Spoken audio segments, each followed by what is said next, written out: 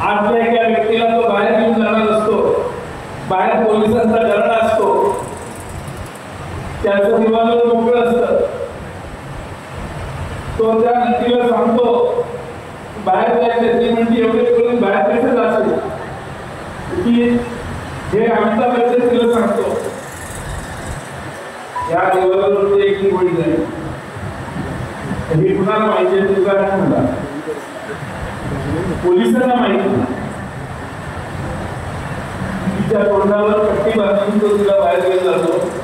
पोलिसांना वाटतं तिच्या डोक्याला रिव्हॉल्वर लावलेली असते. पोलिसांना वाटतं की ह्याच्या रिव्हॉल्वरमध्ये पैसे गोळ्या आहेत. पोलीस काही करत नाही, त्या दोघांना जाऊन देतात. तसं यांच्या तिघांना काहीच पैसे नाही आहे. ते तिघा एकत्र बसतात आणि सांगतात, लोकांना माहित नाही किती पैसे आहेत.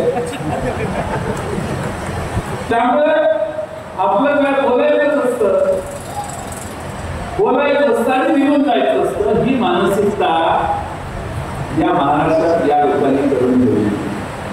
आणि म्हणून हा नाही 7,80,000 कोटीचं कर्ज आपल्याला देतील चढवलं.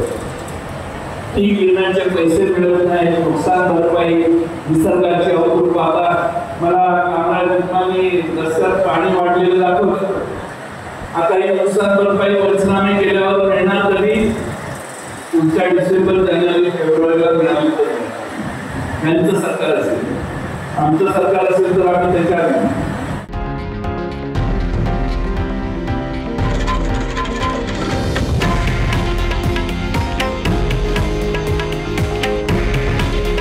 हे आहे देशातील नंबर 1 न्यूज नेटवर्क आणि आपण पाहत आहात TV9 मराठी.